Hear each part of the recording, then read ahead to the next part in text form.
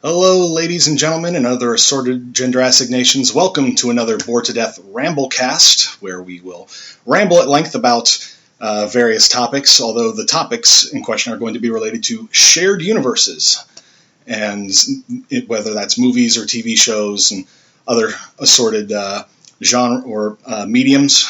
I am Jay Winger, being joined by Chris, Zeke, Sam, and this is going to be a big one because we got 4 different people on it. So we might need to split this into like 2 different videos. Two different Ramblecasts, yeah. Part 1, Part 2, maybe Part 3. Who knows? depends on how long this ends up going. I specifically wanted to wait until we had all 4 of us here because I know Chris, can talk about this stuff at length. I know Sam, you've got your own opinions on this and can also talk about it at length, but I wanted to make sure you were here, Zeke, because I know we're going to end up discussing like MCU versus DC, and just go ahead and say it. I'm the black sheep. I like DC. Yes, and that is one of the reasons I wanted to have you here, because you provide a dissenting opinion to the rest of us. There's nothing wrong with liking DC. There is nothing wrong with liking DC, but I know that the rest of us, we don't really like the DC movies as much as the Marvel movies. I mean, I like them.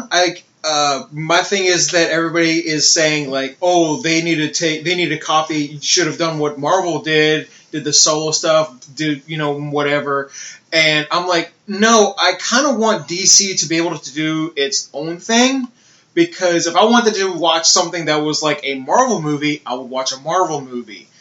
I know how a lot of the way that they're doing their comics now, like when they did the relaunch with New 52, the first comic that they basically put out was Justice League, where it already showed the team together, and then after that they started doing all the ones with the origin stories, like with Action Comics. It was the younger Superman. He doesn't have the full outfit yet. He just has the red cape that looks like he was made from a curtain, a Superman shirt, a pair of jeans, and worker boots, like construction boots, and that's what he starts off with. Right. So I think that's basically what they were trying to do, is they were trying to make the movies more like New 52. Yeah, I like the opposite response of they're just making the copy and paste formula but rushing it. We've also got another problem of, yes, they don't have to follow the Marvel formula. That's clear.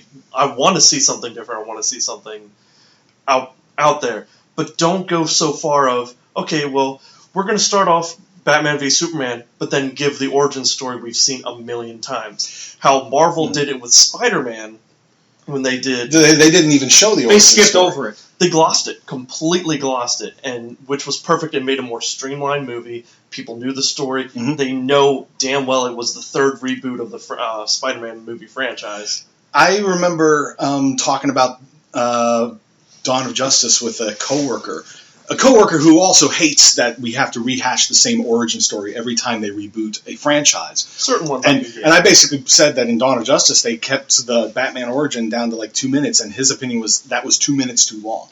But come on, I think everybody has repeat origins. I mean, didn't they repeat the Hulk origins 3 times with all 3 movies? No. 2. When they did the Incredible Hulk film, the way that they just did it over the opening credits. Yeah. Well, it was just a montage. The way that they did it for the Incredible Hulk movie, and we have Edward Norton to thank for this, because he went and redid portions of the script, was he wanted to have more references to the old Bill Bixby, Lou Ferrigno Incredible Hulk TV series. That's why when you watch that little snippet at the beginning, it looks almost shot for shot like in the Incredible Hulk TV series when Banner was, he got the gamma rays, turn into the Hulk. And in fact, when you first see him turn into the Hulk, everything around his eyes is shadowed except for where his eyes are, and his eyes are glowing green. That's how they did it in that show. And we got a shot like that in the Incredible Hulk when he hulks out for the first time in the bottling plant. Yeah, exactly. That's what I was talking about. Yeah. But I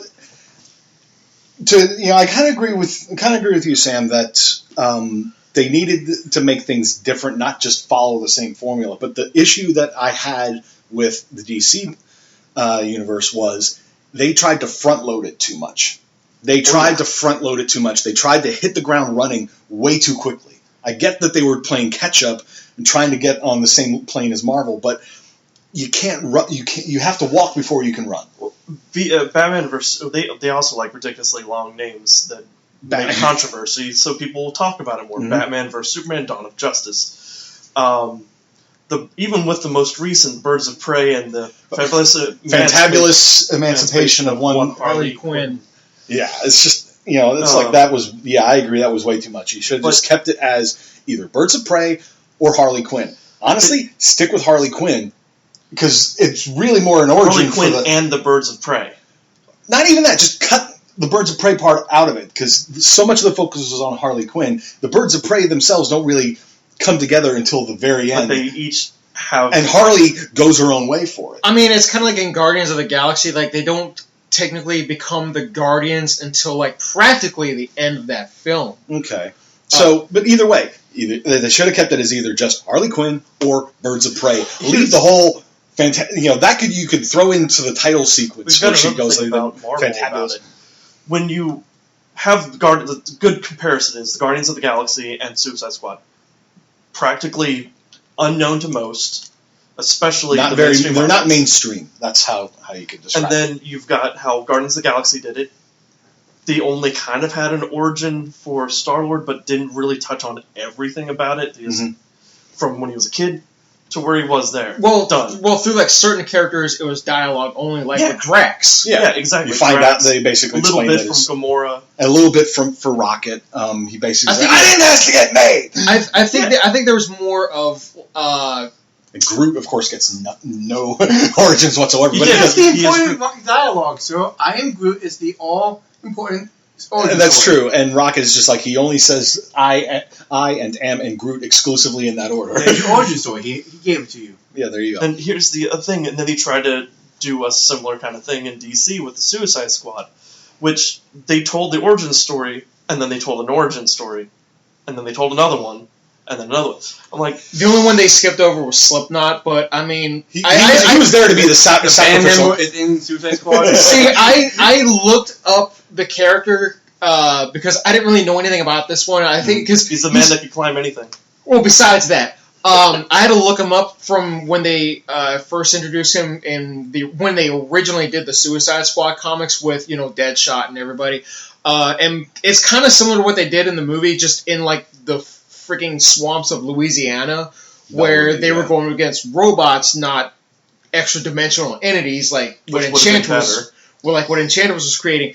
Well, Captain Boomerang, the bombs were like bracelets on their wrists, and much like the movie, Captain Boomerang says, take off running, these things are bullshit. Mm-hmm. So he does that, and all you hear is an explosion. When you next see him later on, he's missing one of his arms. So it doesn't kill him, it just blew his arm off. Yeah. It gave a little more tension by putting the implant in the neck. Yeah. Well, we've also got... Because that way it's not... You can't just, try to cut it off. They also kind of threw that in the Arrowverse as well, so that might be one of the reasons, people who watched Arrowverse understand this stuff. Well, which one came out first? Was it the Arrowverse one or Assault on Arkham? Because they did it in Assault on Arkham also. I think the Arrowverse came out first. I think. Well, I'm just talking about that particular... I know you're talking about that particular episode. I think the Arrowverse Suicide Squad came out first, and then the Assault on Arkham, and then... The Suicide Squad movie, and then after that was Hell to Pay. Please hang on while we have the technician look up the details. Well, you guys can keep talking. I'm going to go ahead and Google it. With that, they did the gloss over openings, or they did a couple of them, and then they did a full origin of, Deadshot, and they did a full opening of Captain Boomerang. Captain Boomerang. Which was him literally just robbing a bank and then getting captured by the Flash. So they didn't need to honestly didn't need to show that other than they shoehorned that for Flash. Yeah. Okay, so that was season 2 of Arrow. Mm-hmm. So when was Assault on Arkham? Yeah, well, okay. Continue your thought. Oh yeah, that's another thing. Assault on Arkham takes place in the Arkhamverse video games. Mm-hmm. So. Yeah. Assault on Arkham was 2014. So Arrow season 2, what year was that? Would that have been? Because I'll admit I haven't seen any of the Arrowverse stuff. Keep in mind, Arrowverse went through 7 seasons. So second season, 7th season just ended. So 5 years from now. 5 years. Be about 2016. 16 or 15. Well, let me just see if I can again. And we'll try again with Sam. Yeah. So go ahead. Yeah. Yeah, when they start muddling it, and then I think a lot had to do with the trailer company that cut the movie together that made it a disheveled mess. Please don't get me started on trailer cuts. Please do not start that with me. What do you mean, a quarter of a second cut? Was that really necessary? See, this is what I've been the thing that I've been bringing up the most is that Warner Brothers. Now, granted, yes, Marvel Studios did do the whole studio interference thing with Iron Man 2. Oh, hence the reason why Jon Favreau didn't want to come back to do Iron Man 3. He stayed on as a executive producer while the ever so great Shane Black directed it instead, who was the horribly joking character from Predator. For Iron Man 2, Marvel, like, John already had how he wanted to do the movie. He had, like, this whole, like, thing set up in the movie where Whiplash was supposed to have this, like, incredible backstory that, I can't think of the actor's name who played him. Mickey Rourke, yeah. Thank you. That Rourke actually loved. You know, he wanted that to be in the film, and then Marvel Studios went and said, no, we want more S.H.I.E.L.D. We want more references to S.H.I.E.L.D. in the film. So everything about Whiplash was basically taken out other than his dad died an alcoholic. Well, and they also combined the characters, too. Yeah, it was him and Crimson Dynamo and Whiplash. Yeah, because the characters... Crimson Whiplash. Because the character's name that they used in the movie is the Crimson Dynamo's real name. Ivan Volkov? Yeah, that's Crimson Dynamo's real name. Well, I think there's like two of them. But he's like one of the... Dynamo 1 and Dynamo... I can't remember. I think they both had the mantle of Crimson Dynamo. They did. But the way they made Whiplash, where he had an armored suit at the end, barely a conflict... Well, he took the armored suit from Hammer's little group. Like, well, but he built that one, but he used Hammer Tech to do it. Yeah. And there's your number one issue. You use Hammer Tech instead of Stark Tech. Oh, yeah, hence the little missile. The Suicide Squad episode of... Arrow was also 2014. Okay. So that was about the same time. They might have even communicated about that. Maybe. Possibly, because I know that when it comes to animating stuff, it takes longer. Yeah. But yeah, so anyway, so what I was getting back to, what I need to get back to, is the fact that Warner Brothers, after Man of Steel, it seemed like they were jumping in way too much. And were interfering, like they were basically demanding the reshoots and shit. Like they did. That's when stuff goes to hell. That's when the executives step in and try to make the movie themselves instead of letting the director do their job. Now, David Ayers. I've seen some of his other work. One of his better war movies that he did was the movie Fury. I loved Fury. Which, if you haven't seen it, definitely check it out, especially if you are a person who loves World War II stuff. And it's Lord knows there's plenty of those. It's a pretty dark story, and also showed a unrecognizable Shia LaBeouf, because when I saw the movie, I didn't recognize him. Yeah. He was a very I think he was the method actor on the set. There. He is. He's a method actor. He didn't shower. He stayed in the tank almost all the time. He sawed one of his. He did something with one of his teeth. Down. Yeah, he filed one of his teeth down. But anyways, so God bless the man that can get into character that hard. So yes. Warner Brothers, I know that they cut that whole half hour from Batman vs Superman, which if you see the extended cut and you see what they took out, you're like, why did they take that out? It was pivotal stuff. Yeah, I was just watching one of the guys online. He just watched the ultimate cut, the ultimate version, which is the director's cut, and said, yeah. It doesn't make it a great movie, but it definitely makes it improves a good. It actually like in the extended cut, it shows Clark and Lois, not Superman and Lois, but Clark and Lois doing something. Their freaking jobs as reporters. You actually do see them doing their jobs. Like Lois is trying to investigate the freaking bullet, and Clark is in Gotham doing reports on the Batman. Yeah. Which makes sense why it wasn't just all Batman the whole time. No. Which is what they showed in the movie, the theatrical cut, is that Superman was still investigating Batman, so they kind of had it out and didn't like how each other was doing. What it was. Well, This one's an unkillable demigod that. Well, Batman saw, and he pretty much says it to Alfred, where he says, he sees Superman more as a threat, especially because of him being in Metropolis when Zod and Superman were fighting, and when he's holding that little girl after he realizes this girl just lost her mom because a building probably fell on top of her, and he looks up and he sees the I-beams. No, not the I-beams. This was after that.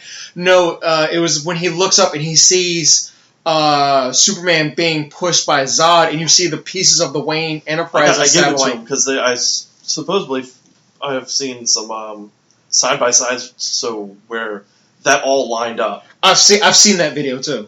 I think I know the one that you're talking about, where somebody did the same thing with the snapping from Infinity War, where they matched it up with the end credits scene.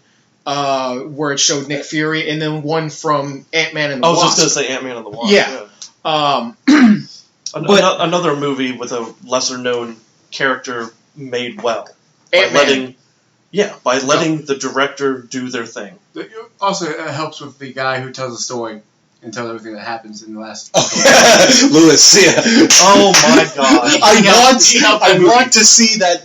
Because there is apparently like a video out there of him doing a complete recap of the entire MCU. It's like, I want that fucking video. They actually filmed it, but it hasn't been released yet. I want that fucking video. I want that. I want the Snyder cut. I want that shit available now. Alright, let me ask you something. Speaking of cuts, how do you feel about because of Snyder finally getting to do his version of Justice League? Mm-hmm. They are now letting David Ayer do his cut, his own actual cut, the way he intended it.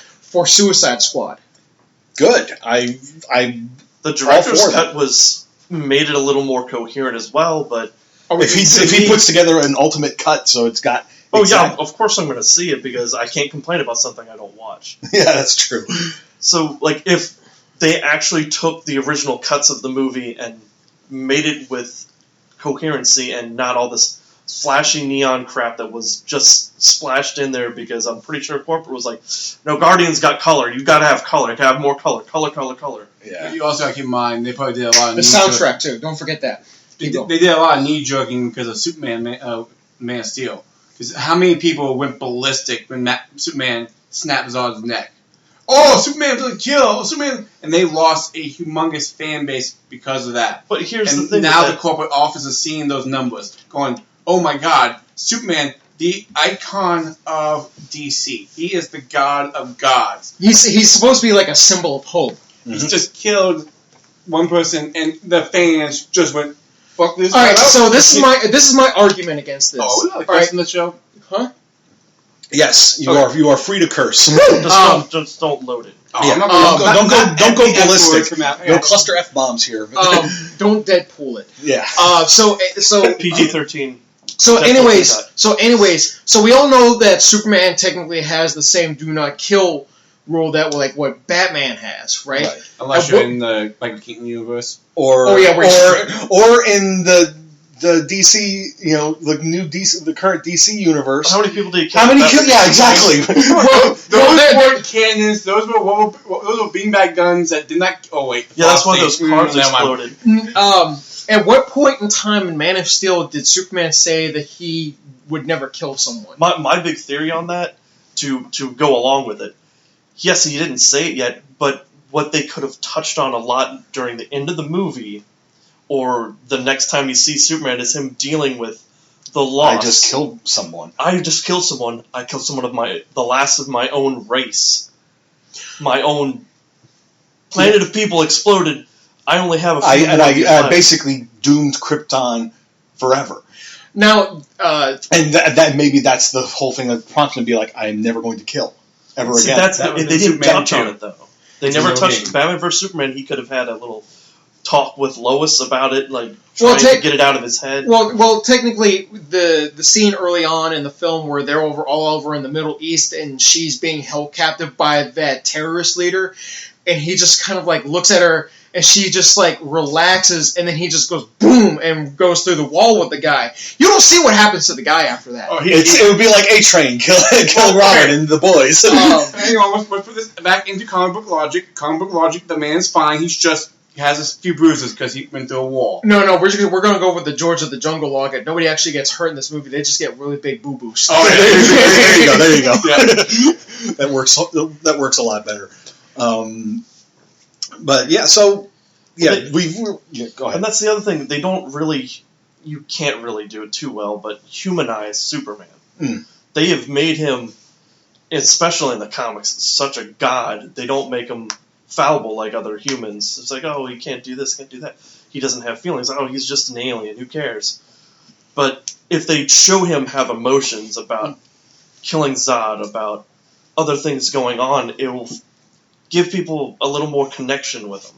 I mean, I don't have a problem with the whole fear the Superman trope. Not just Superman in general, but like superpowered individuals in general. I don't have a problem with it, but they seem to land on that way too much recently. Sometimes it can make for a good story. That is one of the themes going on in The Boys, the Amazon Prime series, and the comics before that. There have been other or Brightburn. Brightburn was another example. I love that movie. I hope there's a sequel. Two things I have not seen yet, which I'm pretty sure I'll have to watch. That's a shared universe. I want to see them continue to develop. At the end, where they were with all the references to the others. Yeah. No spoilers, but yeah, watch through the credits of definitely. Brightburn. Yeah, if you ever see Brightburn, definitely stay through the end. It's literally a dark version of. You need to tell them to watch it, but you're telling them what it is. Yeah. You can pretty much tell what it is by the damn trailer. So, like, even when I first saw the trailer, I was like, "Is this an alternate Superman story?" Like, as soon as I saw it, I was like, "Oh, so this is like evil Superman." I just realized who it could be. It's not Superman. It's Ultraman, who is literally like one of Earth 2. Who instead and Bruce Wayne in that universe, Bruce Wayne doesn't become Batman. Instead, it's Thomas Wayne Jr. who becomes Owlman, and who is basically like evil Batman. Yeah. And I was reading the origin story for Ultraman, and in that one it was he allowed the Kents to raise him, and when he realized that they outgrew their usefulness, he killed them. So I'm saying that Brightburn becomes Ultraman. There you go. But was it even made by a DC? Was it? No, it wasn't. It was made by whose little company was it? It wasn't Zack Snyder. I think it was No, it wasn't J.J. Abrams. It might have been. I like how he's saying a little company and mentioning people's names. Well, like I said, I know that certain people, I know J.J. Abrams has Bad Robot. That's his company. Really? This is why I love being kind of naive. I don't have that information like you guys do. As far as I know, it had some more ties closer to Marvel than it did. Wasn't Lionsgate, was it? Huh? Wasn't Lionsgate, was it? No. Let me see if I can. It may have been Bad Robot. But yeah, if you go to see Brightburn and you are you cringe or have a weak stomach to don't mention that to gore, to certain gore. Yeah, there is one that I've seen horror movies since I was little. I watch David Yarovsky. No, that was the director. I know. Winced. Mark Gunn, Brian Gunn wrote it. James Gunn. That's who it was. Yeah, it was the Gunn family. Yeah, I know what you're talking about. Produced and financed by Screen Gems, Stage 6 Films, Age Collective. Screen Gems, okay. Screen Gems, yeah. I saw that scene. That's probably one of the reasons why I have not watched it yet, with the glass in the eye. I'm like, nope, I'm good. Nope, that wasn't it. That's not even the one I winced at. Really? That's not okay. It's worse. Oh, wow. We'll discuss that afterwards so you don't spoil anything. Yeah. We're not going to discuss it. He's going to have to watch it this weekend. Yeah, there you go. We're not going to do a binge cast for it. Back to Suicide Squad though. Again, this goes back to the whole studio interference thing. It's because so many people were bitching about Batman vs Superman being too dark story wise.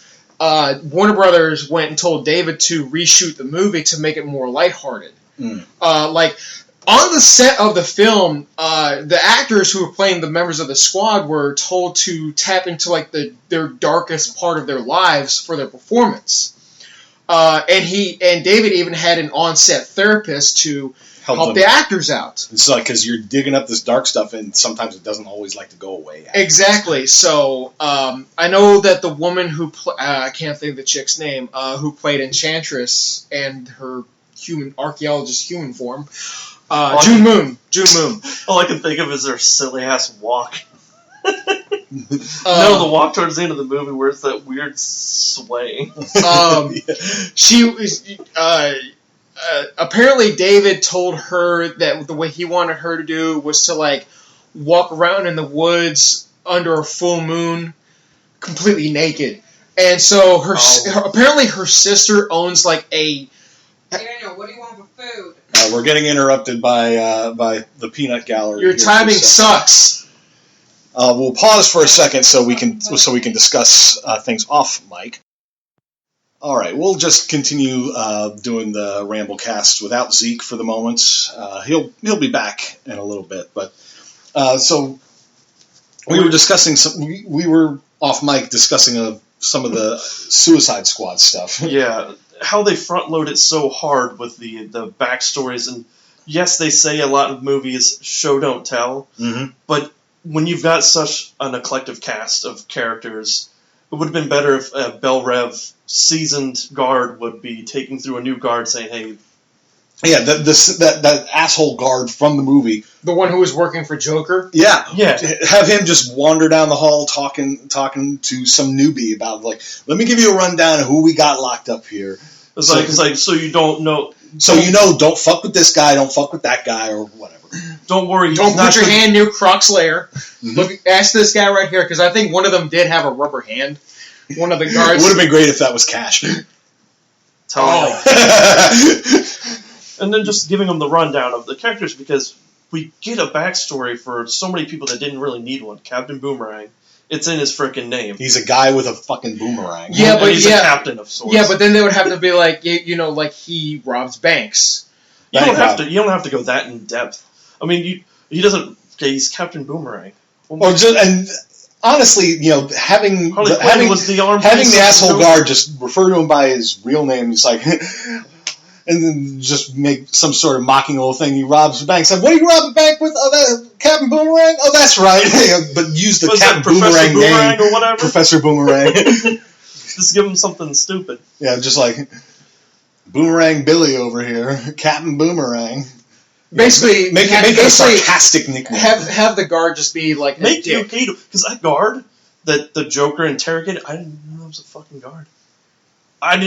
There was so many cuts in that movie, I was confused. Not as bad as the cuts in Bird of Prey. Birds of Prey? They jumped all over the place. Every time they introduced a new character, they had to rewind it back so they could get a backstory for that person. You know what it was reminding me of? Deadpool. I mean, I get why they did it that way, because it's Harley doing the narration, and Harley is fucking insane. Also, it's rated R is another similarity. Yeah.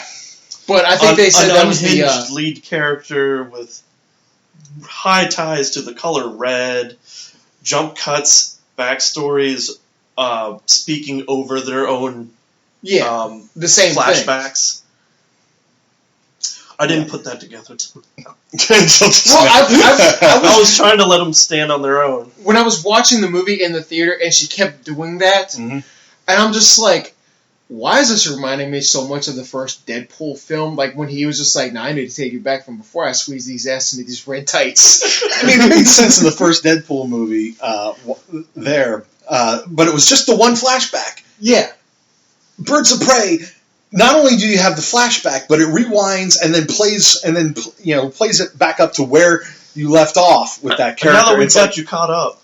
I'm not going to lie. Now let's continue. Oh, wait. Now I need to tell you about this character. Let me rewind it again. It's like, no. See, I'm not going to lie. I think the one character they kind of sort of messed up on in that was Huntress. Because Huntress, when she's not doing the Huntress stuff, she's a school teacher. Because I have this one... But I get the impression in the Birds of Prey movie, she hadn't yet even become a school teacher yet. That could have been a possibility also, because I don't know when she started doing it. It could also have been from the writers not giving a fuck. That's a very good point. Who's in the Birds of Prey? Start giving me a list of names. All right, I can make a costume out of that. Okay. Yep. No, not Let's that make one. Huntress's costume out of a hefty bag. Right.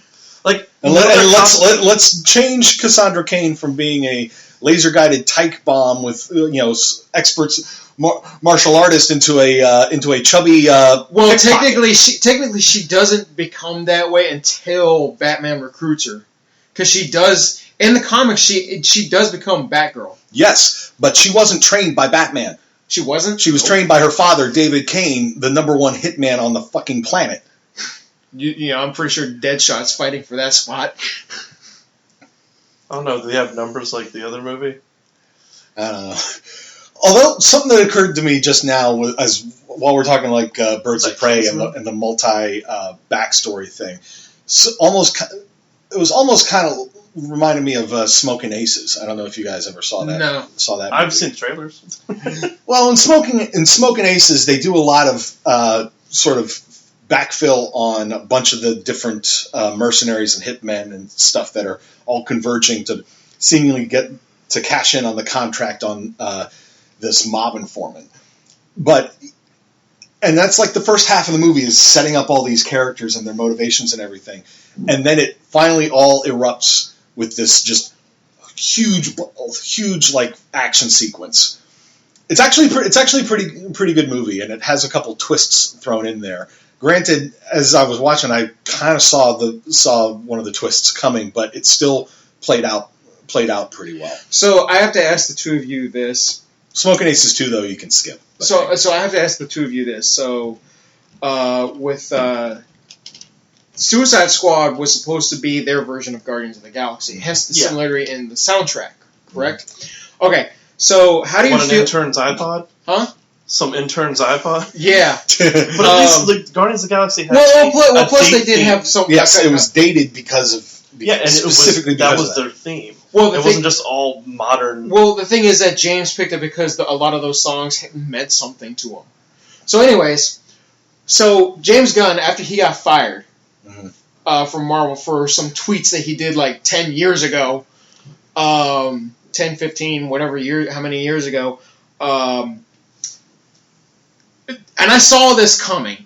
Warner Brothers was like, "Yo, come work with us. We have fix money. Our movie. We have one like that. We have money too." So he goes and signs on for the Suicide Squad. Is there like a form of irony that they got the guy?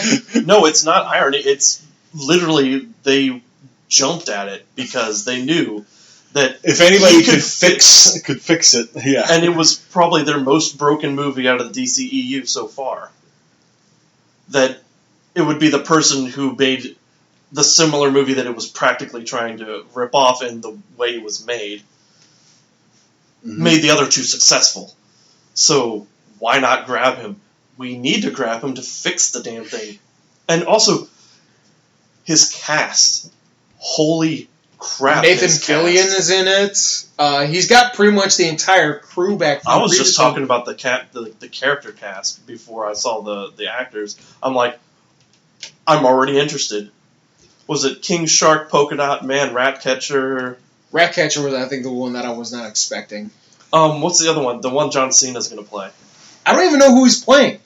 I didn't even know he was I haven't seen him.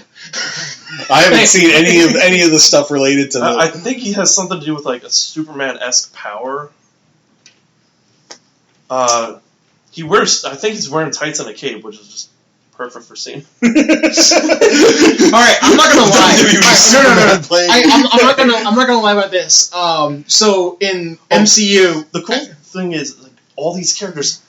I'm hoping he's going to do it right because with the different versions of, say, Polka Dot Man, there are different things he has. Yeah. Like whether or not they are like interdimensional portals or they're just weird cartoony things he can do. I'm very interested.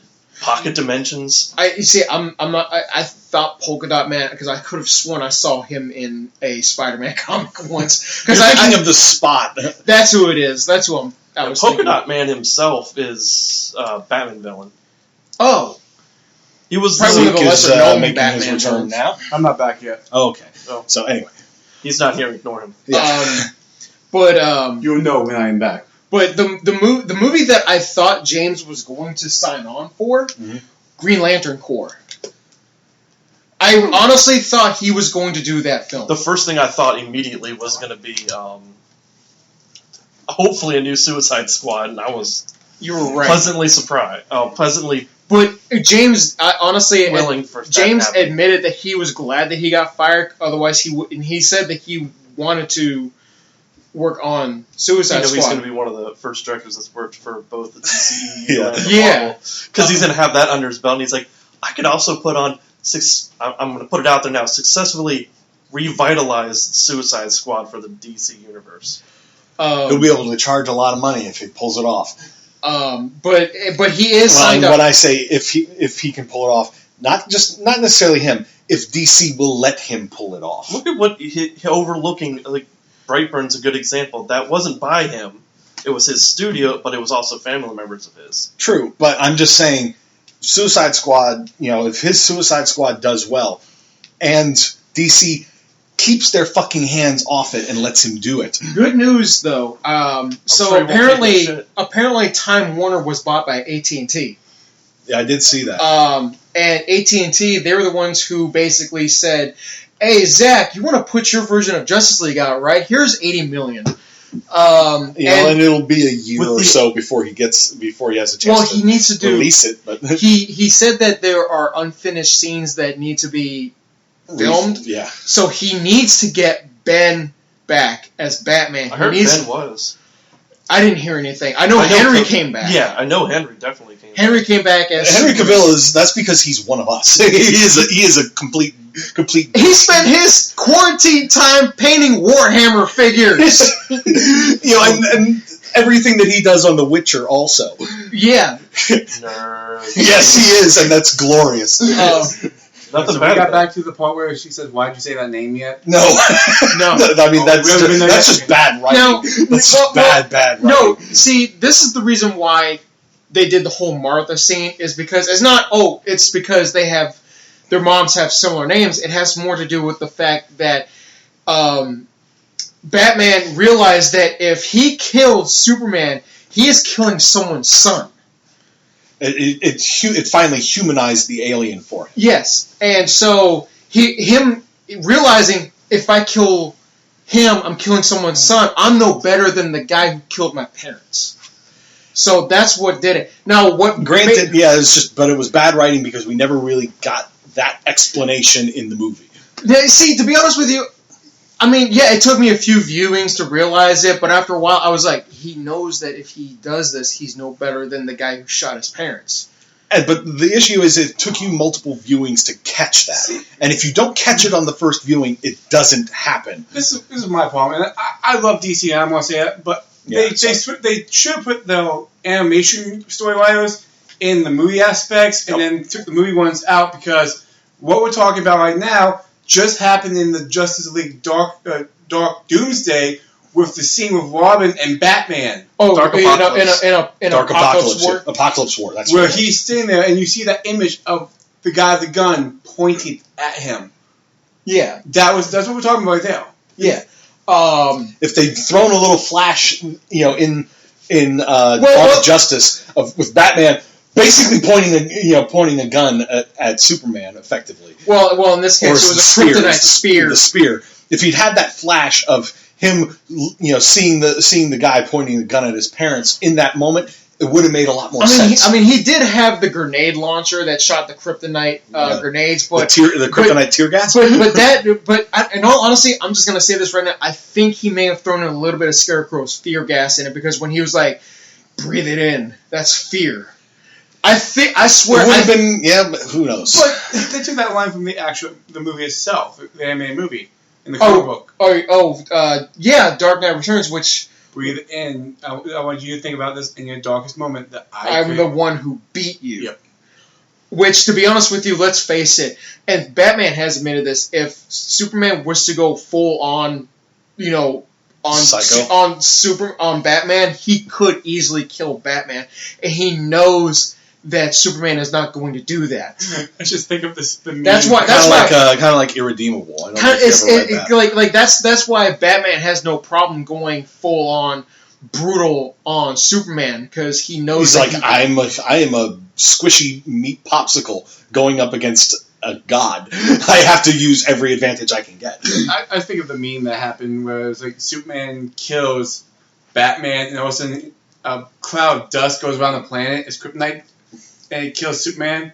And he's like, I thought this planet ever happened. Yeah, there you go. If you kill me, then it sets off the kryptonite gas. You can't get out of it because one kryptonite dust he breathes it in, and it also blocks out the sun. Yep. Wasn't that in an episode or two of Supergirl where they put kryptonite in the atmosphere? Don't remind me. Yes, and now that this is a good segue for us to move into talking about Arrowverse. It's not like it was like visible. It's not like everything turned green in the sky. No, she just started breathing, and then suddenly you could see her getting the effects of like kryptonite poisoning. And so they gave her an Iron Man suit, an Iron Man EV suit, because literally when it goes to like the way the inside of the helmet looks, it's literally the same thing that you see in the Iron Man suits. We already know Batman is going to be the next Iron Man, but unfortunately, she's going to be the next Iron Woman. Well, I mean, he had his Bat mech. Yeah, that's true. The powered armor that he was wearing. Well, come on, let's face it. That was literally taken from the Dark Knight Returns comic. But there was something that I had read. It may have been in the script for the film. I don't know if it was actually in it or not. But supposedly the armor was supposed to have been made from General Zod's armor. I don't know if it's a fan theory or if it's like... I think it's probably a fan theory. Oh, it sounds cool, though. Yeah, it does. Just on the other note of... Chris, why'd you mention that? What? So, this may spoiler for anybody who's watching Batman, because Batwoman, that Batwoman show that's going on right now. Oh, yeah, apparently because of... the only thing that can destroy the Batman suit is a kryptonite bullet. What? It's like, when you want to take out a werewolf, you will need to use a wooden spike. Yeah, the suit can take on 50 cal bullets. What was it? Cobra. Chris, help me out here. Stake through the heart. That gun, Cobra. It was like a really powerful hand cannon. Cobra Kai. Yeah, that one. No, there's actually a really powerful hand cannon. We're talking about the one that... Desert Eagle. Thank you. A Desert Eagle bullet reflected off, and they're like, this came off. Which is a 50 cal, basically. Right. The only thing that can stop the Batwoman at this point in time is a kryptonite bullet. Who made the suit? Bruce Wayne. No, it was... Lucius Fox, probably. Well, Lucius Fox is dead. Well, Lucius Fox made the original suit, and then Batwoman tweaked it with boobs. Because... my brain... We didn't go back to bat nipples?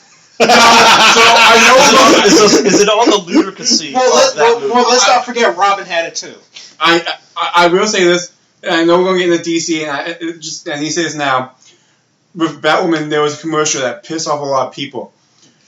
When Lucius Fox's son said the bat suit is perfect. And she said, I quote, "It's not perfect till it fits a woman." That one pissed off so many people, but it was a way to get a certain demographic into the show, which I understand this. But it was in the trailer that they cut it out of the show, did not show it in the show whatsoever. Because literally only for the commercial. I'm fairly certain that people on trailers always lie. Well, I think it was because of the backlash they got from the commercial made them take it out of the actual episode. Yeah, it had to have been that. Well, yeah, trailers always lie. Remember the Fan 4-stick trailer? Well, yeah, where there was actual action. Oh yeah, where the thing gets dropped out of a stealth bomber, which would have been cool. But it did happen. It was in the background screen while I think it was Johnny Storm was talking to somebody, or Mr. Fantastic. It was Mr. Fan. It was Sue, because she was talking to her dad. Because I never saw the movie. I'm just going by accounts that we should probably watch it just so we can. We will binge cast that if that's the case. I liked it. I won't do it for no reason. The only reason why I say it failed is because you attached the Fantastic Four logo attached to it. If you didn't have the Fantastic Four, and you were like, okay, instead of making this Doctor Doom, let's make this Professor someone else. It would have been just fine. But the whole reason why everybody went to ballistic on it was because you attached Fantastic Four. I heard it's on the same level of the first Hulk movie. The Ang Lee Hulk? Yes. Okay, I love that Smashing one. Boar? I love that one, because come on, where else do you want to get a mutant poodle? But you've also got the thing of the where was the Gamma Hulk Poodle. in the whole Hulk movie? Oh wait, the last 20 minutes. That's true. And then it was all like comic paneled. And then And it made me but wanna then rip my hair they out. had him, instead of fighting another Hulk monster, they had him fighting a fucking cloud. Hey, his dad can absorb his powers. Bad son. Bad. His dad literally turned into the Absorbing Man. Yeah, but they did it. badly. That's what So he was supposed to be? That's who his dad turned in. Basically, became in that film was the Absorbing Man. I thought he was just some gamma-sucking person. I didn't think he was the Absorbing Man. No. That guy is so badass, because he was in S.H.I.E.L.D. Agents of S.H.I.E.L.D., yeah. Yeah, he was cool. Have you seen Absorbing Man in the cartoon? Oh, yeah, I've seen him in the Earth's Mightiest Heroes. He's a freaking monster. Mm-hmm. Um, Oh, that could be a whole channel right there. Because like Dr. Light from Teen Titans, how he was a big giant pussy, and then you bring him into Titans, and he was a freaking beast.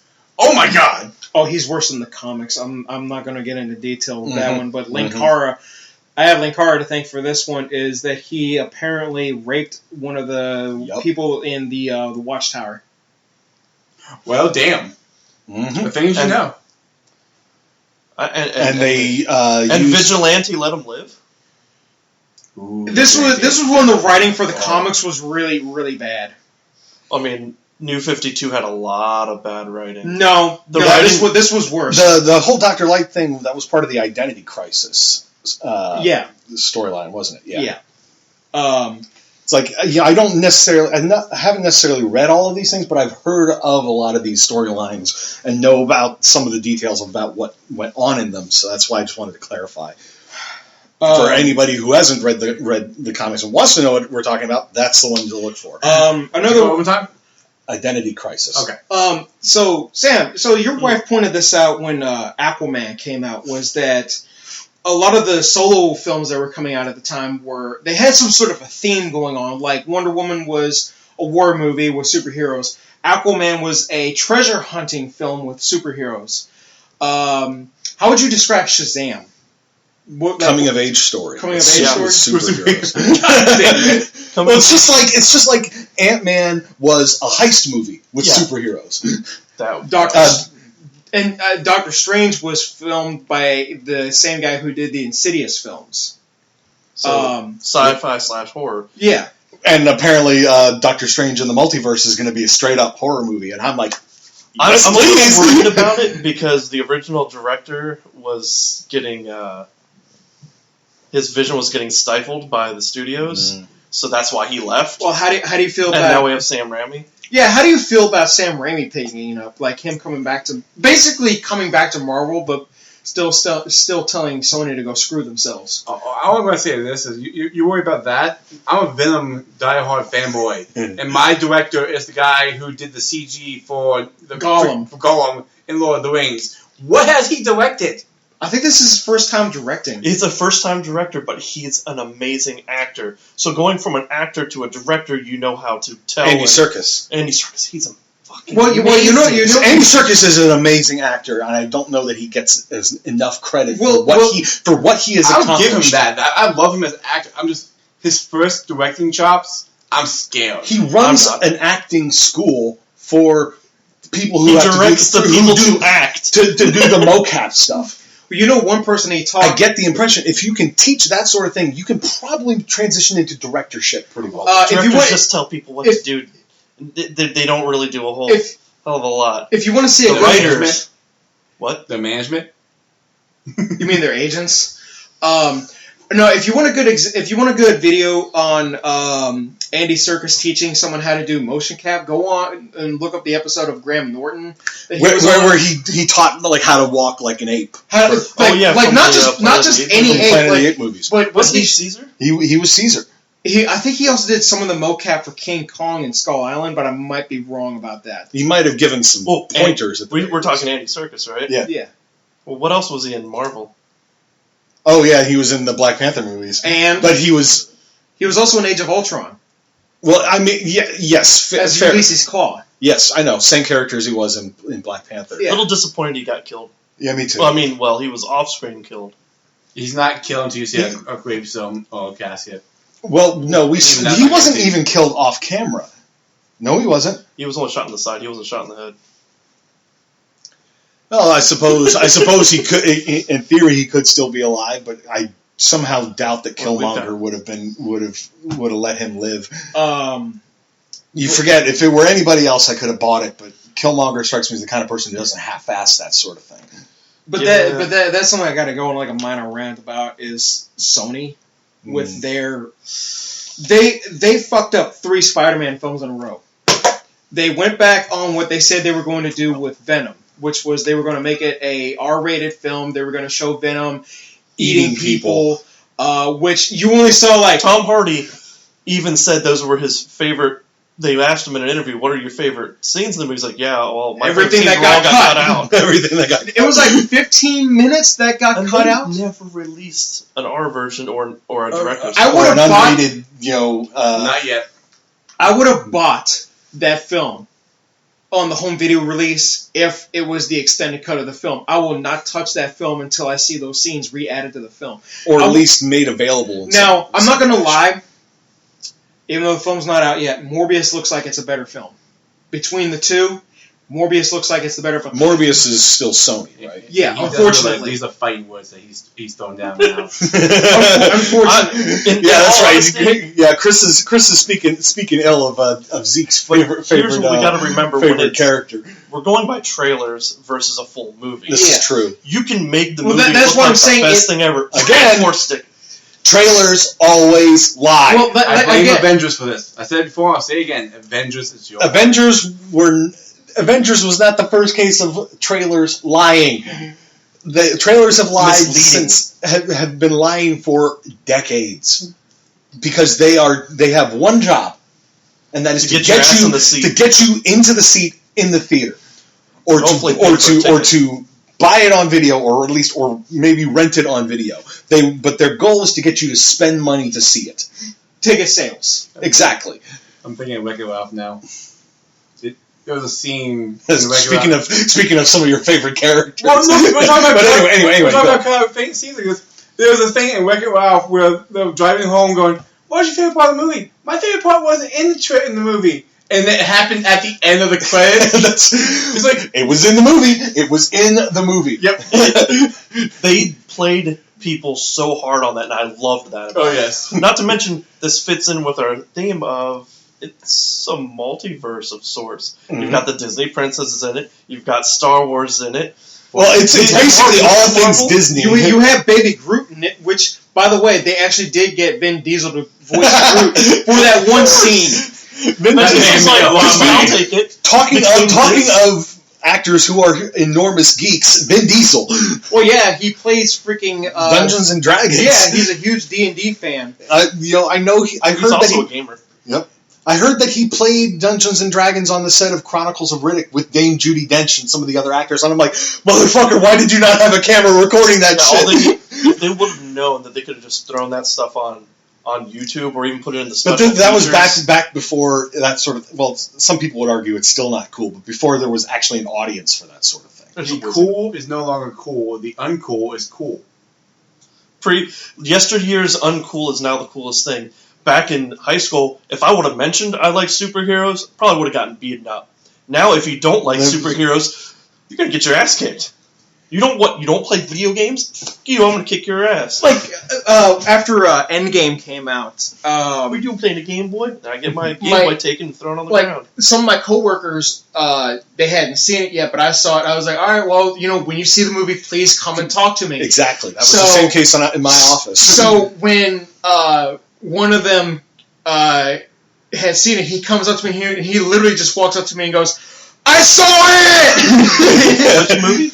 Endgame. Endgame. Yeah, the same thing was true in my office. It's like we were like, we want to talk at Endgame, and we were like, have you seen it? Have you seen it? Have you seen it? He hasn't seen it yet, so we can't. Everyone we can't talk in about earshot. it. You have to make Exactly. sure. Yeah, exactly. So after pretty much everybody at work went to go see Endgame, everybody at work was essentially talking about it. And the one thing I was like, man, what'd you think of Thanos getting his ass whooped by Captain America? Well, here's one thing you don't see often. One movie gets everyone talking or not talking about it. Yes. There's not been in so long a movie like that. I worked at GameStop at the time. Guy comes walking in the door. Did you see it? I'm like, shake my head. Yeah, I saw it. So And he's like, okay, good. And he starts talking about it. I was like, hold on. Have you seen it? Wait, we look It's like around. you look around, make sure there's I'm nobody like, else. okay, nobody else is here.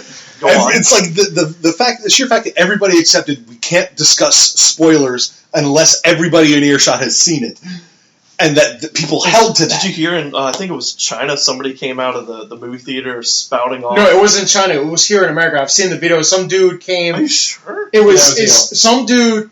Wait, I can't remember if it was Endgame I or swore it was another country. it was either Endgame or Infinity War. Oh, it's in-game.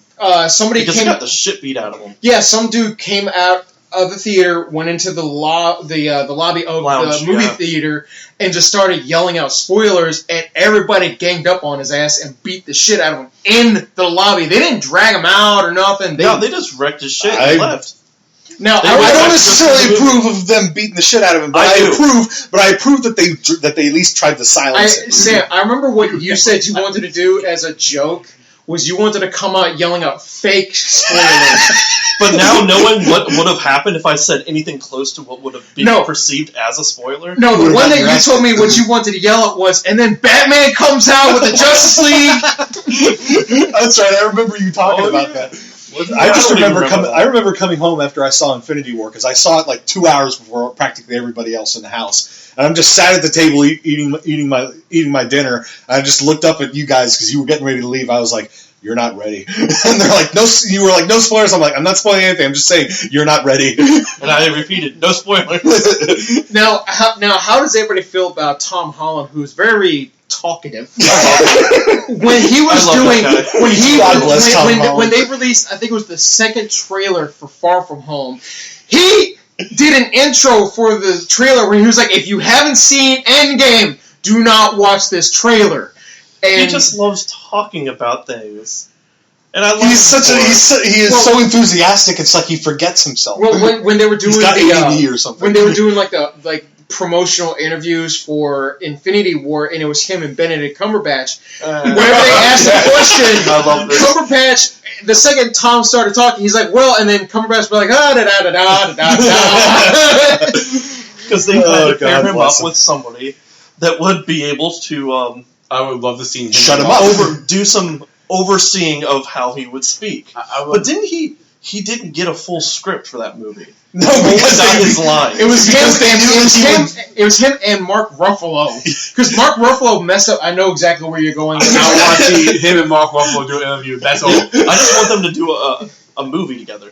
Oh my It's God, just yes. the Hulk and Spider-Man. Not even the Hulk, just Bruce Banner. Because you know that Peter Parker would be geeking out about They need to Bruce Banner. Like many Science. crossovers from I've been watching my cartoons of it. Many times you've seen a Hulk and Spidey crossover.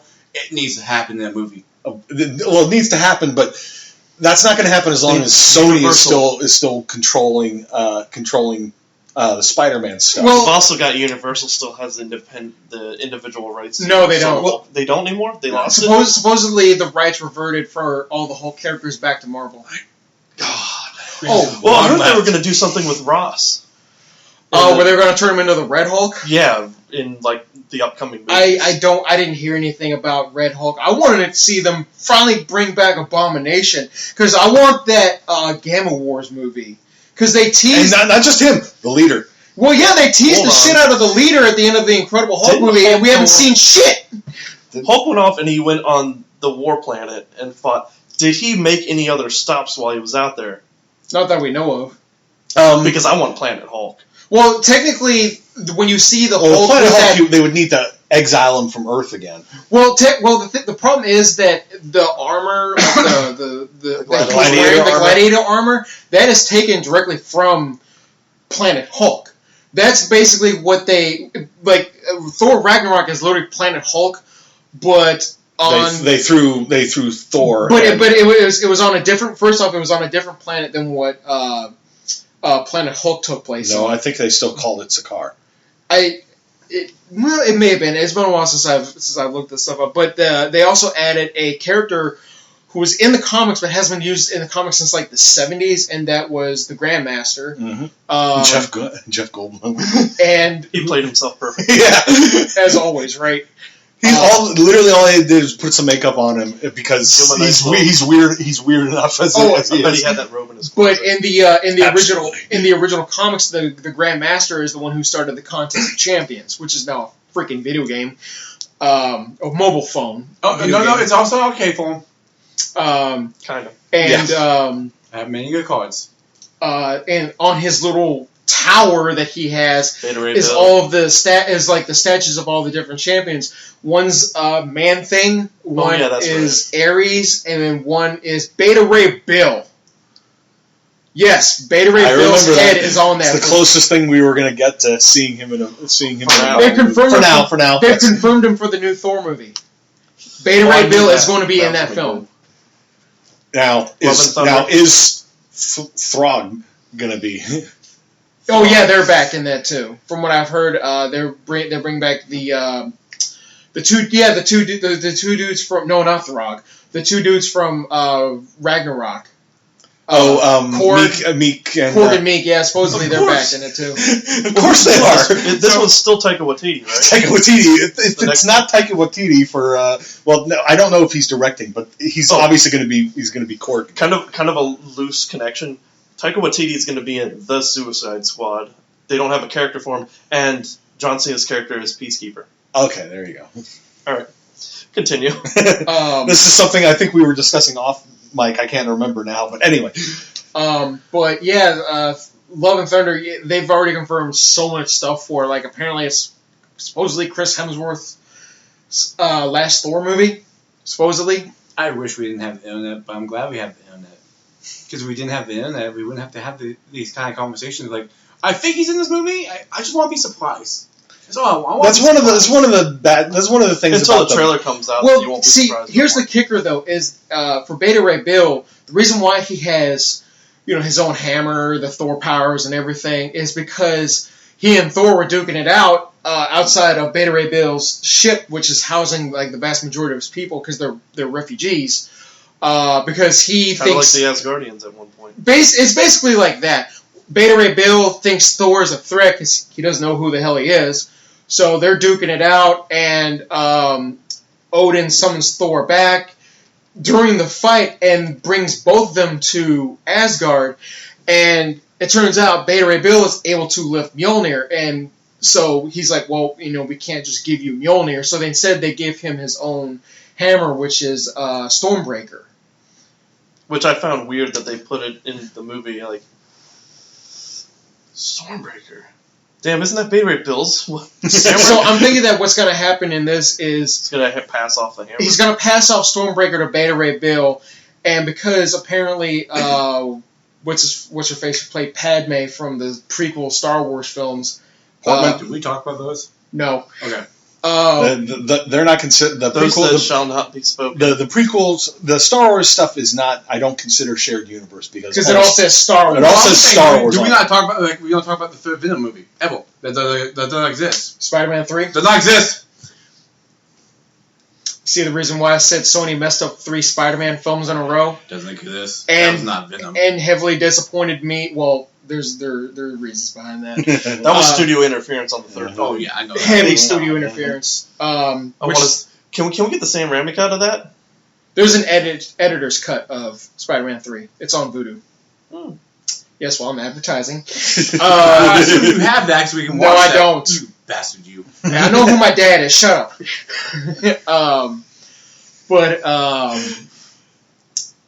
Yeah, I think that, like I said, I think that what's going to happen is Jane is going to somehow get, like, maybe Mjolnir is going to get rebuilt for the movie, because that forge from Infinity War is still there, so I think that he's going to maybe they find some way to get Tyrion's fists freed from the metal. Hope so. He's the last of his kind, isn't he? Dinklage, that's right. Well, yeah, because they killed all the others, yeah. Because Thanos killed everybody else, but... Because he didn't want anybody else to... Well, one, he did it to threaten him, too. Mm-hmm. And to prove that... I was like, oh, okay, well, now... So I don't want anything else to... be able to make something that can counter my gauntlet. Mm-hmm. Which ended up being Stormbreaker because he tries to shoot it with the Infinity Stone beams, and Stormbreaker just goes la-di-da-di-da, boom, right in the chest. Should have gone. Should have aimed for the head. Should have gone for the head. And then it was an endgame. What did you do? Went for the head.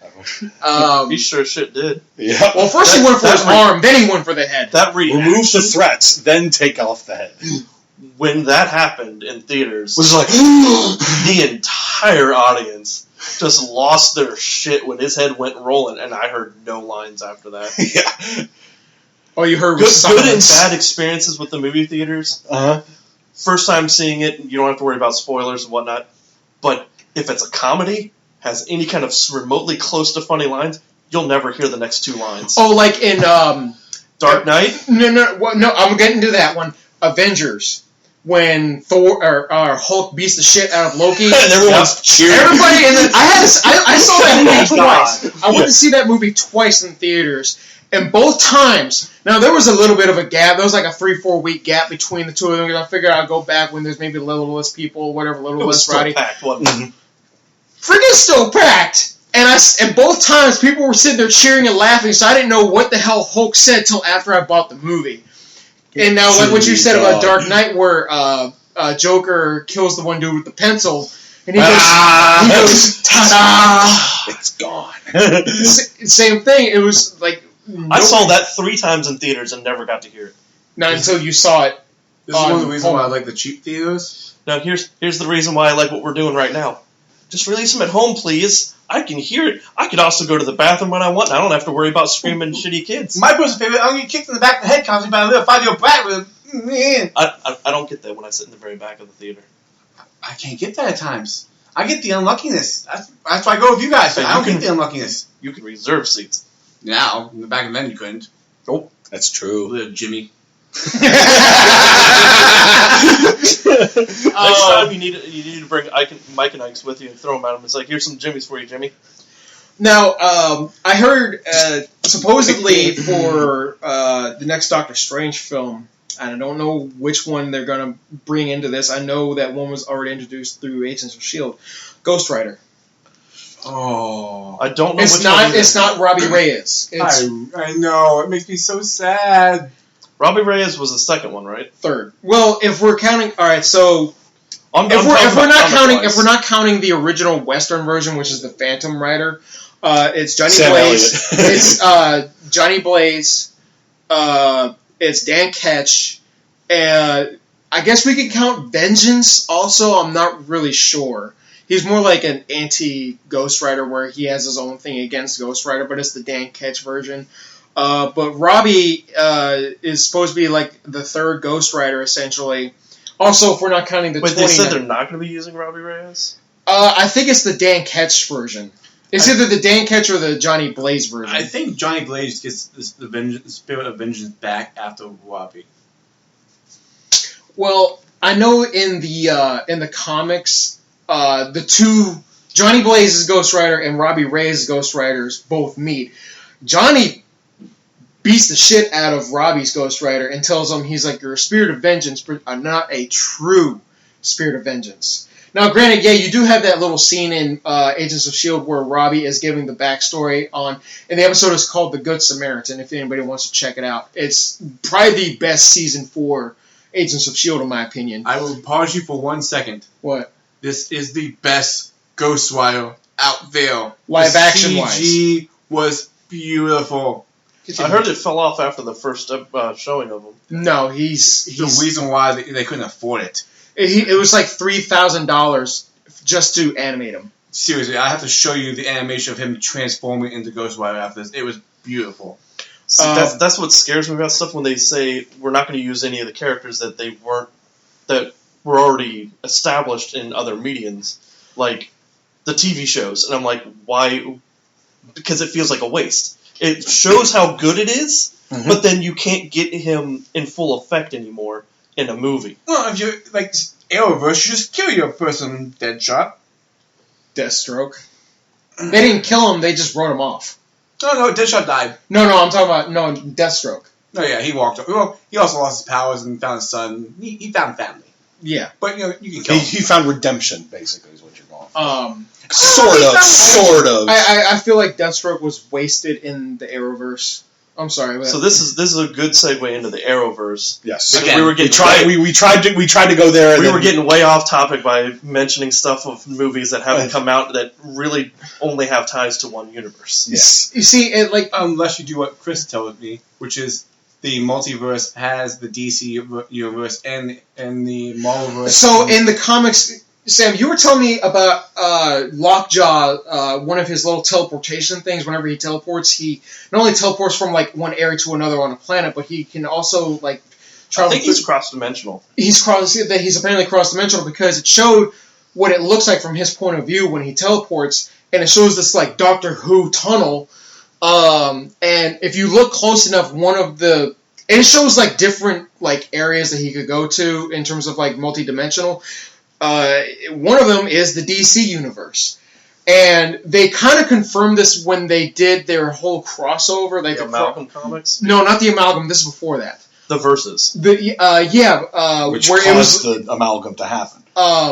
Where it was basically like the gods or whatever The universe's the Eternals. The Eternals. That's it. Like there were Eternals for both Marvel and DC. They apparently know each other, and one is like, "Oh, our universe is better than yours," or whatever. It's like, "Oh, really? Bet." It was, if I remember from reading that, it wasn't so much that they both thought they were alone. Then they saw one another and felt like threatened by their very existence, and it's like so thus they started clashing because of that to figure out who had supremacy or whatever, which one deserved to exist instead of the other. And by the end of it, they realized we can be similar but distinct and unique, and that's fine. And so they basically peaceably part ways. Yeah, but I don't really know the full story. I know that when it came to like the characters fighting, they let the fans choose who won. Like they did Wolverine versus Lobo, and Lobo won. They did Superman versus Hulk. I don't know who won that one. Superman won. Okay, we got a god versus a rage machine. A god would win this. I'm sorry. I would think that Red Hulk might have been a little bit better. Because the angrier he gets, the hotter he burns. The hotter he burns, he doesn't emit gamma radiation as well. He does. So how long till that actually affects Superman? If it can affect Superman. I mean, he absorbs solar radiation like a sponge, so I don't know. Would gamma radiation treat him differently, similar to... There are gamma rays in space. I know, but similar to how a different... How it would affect a human, for instance. Or like radiation in general. Styles of kryptonite, not just green, but red and blue and black. It really depends on which one it is. Like, I think red... what was the Supergirl episode? That's the where she was affected by... What was it, red kryptonite? There's no different forms of kryptonite in Supergirl. That's Smallville all the way through. Oh, yeah. No. There was the episode where they literally paid homage to Superman 3 in one of the episodes, where they literally recreated a scene from Superman 3 with Supergirl. And that was where she was sitting at the bar and she was like flicking peanuts. It's literally almost shot for shot from Superman 3, where he was doing the same thing. The only two arcs I can remember of Supergirl are the Kryptonian arc and the Black arc, which made the Bringer of Death come in. I'm trying to remember that because it doesn't help that there's so many of these shows that it's hard to keep track of everything. Well, this now allows us to transition to Arrowverse again. For the third and final time. What are we talking about, Arrowverse? What specifics are we talking about? I don't know. I mean, start us where it started going downhill. Season 3 of Arrow. Okay, so I have not seen any of the Arrowverse stuff. I think I've seen like 2 episodes of Arrow. I've seen 2 seasons. I would say that we've been in multiple conversations where I said, I will give a show a few episodes. Arrow is one of the very few shows I gave a whole season to. Because season 1 was nothing but dialogue. Here, let me give you up to the story. Exposition. Let me give you reasons why I do this. They had a little bit of fight sequences in it, but it was mainly character development to the T. See, like I remember in season 1, A little like, bit's fine, but like dedicating an entire episode or 3 is overboard. Yeah. I remember in season 1. I remember the other like villains from the comics they introduced. They introduced Bronze Tiger, who was played by Spawn himself, Michael Jai White. That was pretty cool. They introduced the character of China White. Mm-hmm. I remember they also introduced Deadshot. And Was he in he was either in season 1 or season 2. I don't remember. But they also introduced Huntress, who again was wasted in that. Well, season 1, anything that was majorly good was wasted because they were just using it for character development points. Pretty much. Because they were like, flashbacks oh, hey, to fans. Island. You could call that flashback season finale. Flashback Island. Yes. Literally. I remember when they said that they were going to stop the flashbacks with like season 4. So let me explain this, and this one I love laughing. You hear me laughing. Yes, they literally had to blow up the freaking island so there was no more flashbacks to this place. But Was that a fan that submitted that? It's like, hey, could you guys stop this shit? they did not remember their lesson, though. Instead of going flashbacks, we went flash forwards and started doing things from the future. Well, yeah, because Through his daughter's point of view. Who I swear, is she going by Green Arrow or Artemis? I swear to God, she goes, "Oh, I'm killing the writers myself." She goes by Green Arrow. I'm going to kill the writers myself. Because you forget, and this is what makes me so sad, especially What with about Stargirl. Speedy was his sister. Yes. Speedy and Arsenal were two different characters. Speedy was his drug-using sister, and Arsenal was... Speedy was a drug user. Yes, she almost died due to vertigo. You can't see the little smile on Well, Sam's face right there. that's literally the reason why, in the comics, why Hey, Speedy slow was down called... on that coke. I don't know if it was Coke or if it was some... It was vertigo. It was Vertigo? It was vertigo. Yeah. Oh, yeah, Count Vertigo, who is a Green Arrow villain, was wasted in this show. Well, which version? Because there was 3 of them, remember? No, I just remember the one. Because every time Vertigo came up, it was the drug Vertigo. Besides season 3, where I was like, and now there's a guy who actually has Vertigo powers. Okay, The guy with the Vertigo powers, yeah. here we go. Let's start you off with square one. Should this be a new episode? No, we've still got it. We still got it. Because he's been holding on to this. For Yeah, a okay, while. we're gonna let him finish his rant before we cut it off here, so we don't interrupt him. Well, we can continue. No, go ahead. Arrow was known for no superpowers. Arrow was known for just being skill-based, pushing yourself to the limits. That's why. Costume vigilantism and costume villainy rather than metahumans Deadshot, and Deathstroke, That's one. Huntress, stuff like that. Even with the villain in season 2 being Deathstroke, he was not a super villain. He was given drug-enhanced powers to make him the way he was. Which, some people might say is superpowered, but it's still like within the limits of human capability. That actually is accurate with the comics because he was part of a experiment, but I think he was the only one who survived it. Yeah. Similar to like the Super Soldier, wasn't it? Yes. Something like that, and he put his daughter... Son. No, it was also... It was his Deathstroke. daughter. Lady Deathstroke. Oh, yeah, that's right. No, that would have been through the Master. same program, and she survived it, and she took on the name Ravager, where her first mission as Ravager was to kill the original Ravager, which she does, and then she basically just takes his name and like her own version of Deathstroke's outfit, where instead of like the full helmet, it's the same colors, but instead of the full helmet, it looks more like a Bandana. think Raphael's bandana and the Michael Bay Ninja Turtle. Why not stuff. just the full head bandana. Yeah. as opposed That's to just more like Iron Fist. Yeah, Yeah. like Iron Fist, or like Daredevil's thing in the show. The other Something thing I should not ever think of ever, Iron Fist. God, why? Keep Oh, the going, TV keep show? going with Arrowverse. The We'll bring that up later. The Netflix The Iron point, Fist. the point of superpowers was introduced when they brought Grant Gustin. No, not Grant Gustin. Grant Gustin, Yeah, what's it called? I can't remember his name. It's Flash's name to save my Barry life. Allen. Thank you. That's when they brought Barry Allen as a non-meta. Keep this in mind. He This is has no powers at this point. When they introduced him in Arrow, he was just Barry Allen. He didn't have the Flash powers yet.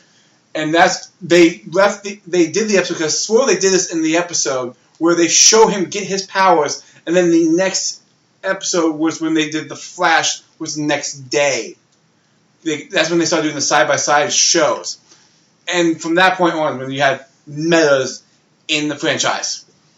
Yeah, because they were trying to make Arrow to be grounded, kind of like what Sort of grounded. Sam, I know you're gonna hate me for saying this, but they were trying to make it about as grounded as the Nolanverse. Which is true. Because in the Nolanverse, oh my god, yeah, it was supposed to be nobody with powers. Mm-hmm. Like even Bane, who is It wasn't even just no one with powers in the Nolanverse. It was even they never saw Mask of Zorro. There was no other superheroes. Yeah. So they didn't even go to the Mask of Zorro, just further proving that they weren't going to add any kind of other verse or thing. And I understand that. I get that. It's just that they're trying to ground certain characters in the Nolanverse that shouldn't be grounded. Or not using characters that are grounded and never use them. There was a fan-made movie that came out to continue the Nolanverse, which had Red Hood in it. It's like Batman's gone, Red Hood took his mantle, and you had Nightwing in it. It's like, there you go. There's your ground still. Keep it like that. Anyway, you were saying about Arrowverse. That was pretty much my rant. Okay, so you're finished. Season 2 was when they brought in... Season 3 is when they started bringing the metas, and we're going to leave it at that, and we'll continue the rant. In another Ramblecast, because we're coming up now on close to an hour and a half, so we should summarize a few things here.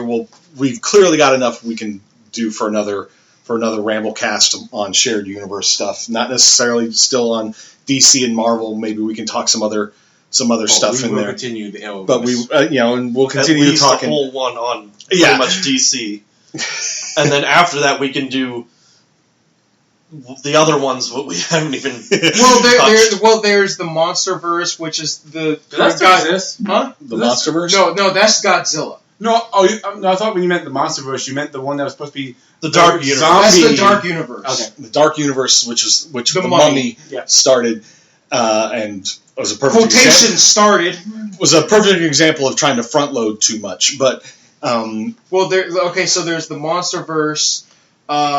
There's the Dark Universe. There's other ones that exist also, the X-Files with the Lone Gunman. There's the Unbreakable. Yeah, that one. Which it was only those 3 movies though. Mm-hmm. Which it's funny because of how long it took to get split out. And then Glass came out shortly, like a couple of years after that. Mm-hmm. Because I know that was Shyamalan's, that was his thing. He wanted to do that because he wanted, when he put Unbreakable out, he wanted to make his own superhero film. Which another case of that is Sam Raimi's Darkman, which same thing. There's no comic, there's nothing, but it was supposed to be comic book like. Mm-hmm. And there's nothing wrong with that, No, but, there isn't. But yeah, so we got those.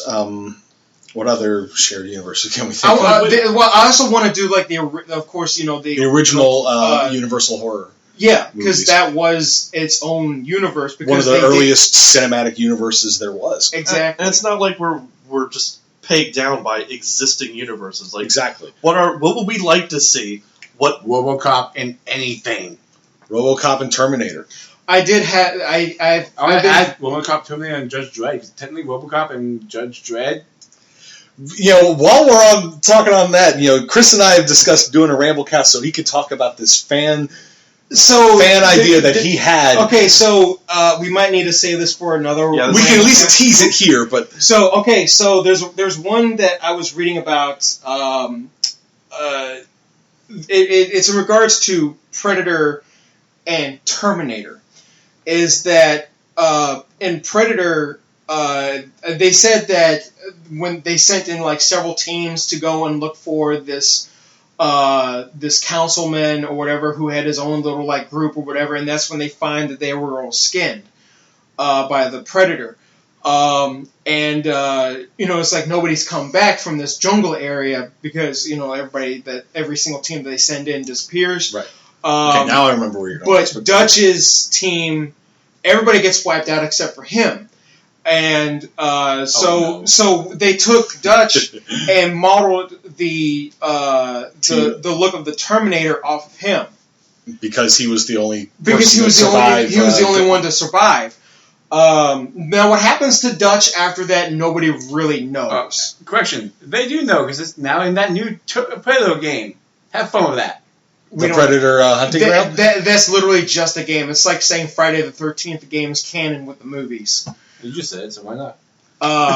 No, but the one I was thinking about was your Dredd and Mad Max. Well, see, idea. so but again, that's something we can save for a future Ramblecast, so you can talk more at length about the whole idea that you had. Yeah, that Dredd and or Judge Dredd and Mad Max take place. I'm talking about Dredd, the one played by Carl Urban, takes place in the same universe as Mad Max. We're not talking about Sly Stallone. I am the law.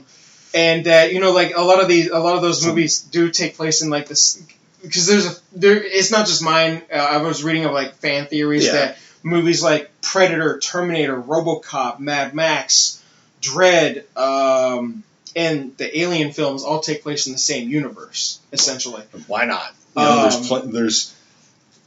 sure there's plenty of fan ideas out there like that. I know you had one that again we'll discuss in a future Ramblecast, but I think we've had a good little ramble right here where we've complained largely about what certain shared universes have gotten wrong. All right, so you provoked me. Now I have to go back into hiding, and then we have to provoke me again for the next Ramblecast. So movie wise, I'm just gonna ask all of you this. Which one is your favorite one, Marvel or DC? DCEU versus the MCU. Which MCU. One? MCU? Unfortunately, I'm going with DC for one reason only. I like watching the mistakes. That's one thing I wanted to mention, which I never did, unfortunately. Marvel has a cookie-cutter formula. DC trips over his own feet, and I kind of like watching that. They trip and fall on their face quite often. It's enjoyable to watch. It's like watching the kid fall. It's like because they're not trying to be cookie cutter. Yeah, so they're watching a mistake and then being able to rewatch. Plus, they also don't have Marvel's villain problem. Sam, which one? I mean, it's pretty obvious. MCU. Yeah, I like a coherent story. And you, Chris? MCU. There's a butt coming. Hold on. MCU as the films. Yes. But when it comes to the animated movies, DC's got it locked down. I don't know what their writers are doing. Oh, the direct-to-video stuff that they've been doing with they're amazing, and they have a coherent story over how many movies is it? 8? 15. You fucking kidding me? 15? That franchise that ended was 15 off that last. That's starting with Flashpoint. Was it starting with Flashpoint? Yes. I thought it started with Flashpoint. Because Batman. There was 2 Batman movies. Not Batman. Sorry, Superman movies. The Death of Superman. That takes place after. Really? That point when spoilers if you haven't seen it, when he constantly put his hand on Flash, he said, "You've already done Flashpoint." No, that was in Apocalypse War. Yeah, that was Apocalypse War. He's talking about Death and Rebirth of Superman. But that takes place before, so you have Flashpoint. I'm talking about did they even plan Death and Rebirth of Superman to be part of this? I don't know because I doubt they planned on having because they said that they wanted to bring that story in, and in all honesty, the way that they did it was they made it work for this particular universe, and it's a much better film than that god-awful Superman Doomsday film. Jesus Christ, that thing was horrible. I was so disappointed by that film. DC movies weren't always the best. No, it wasn't animated. Okay, so then let's put it DC animated movie verse versus MCU. Chris, still MCU. Okay, I like more Marvel characters anyway.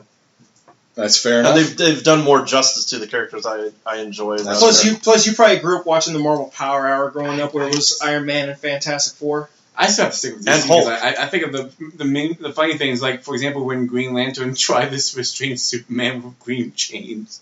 No, he did that to Superman. That's what I'm saying. When Green Lantern tried to restrain Superman with green chains, that's why. And Superman is just like, chains, you're funny, and then he just breaks them. Oh.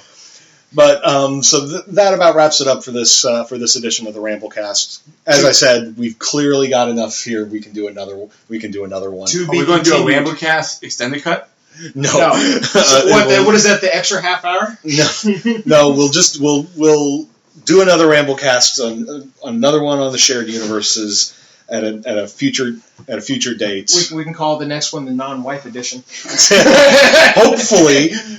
We didn't plan on having Zeke's wife interrupt this one, but hopefully next time there won't be any interruptions. Actually, the editor's cut. All right, so next time it'll probably be more about like the MCU, and then after that MCU and other stuff that we can talk about, like the Doctor Who verse.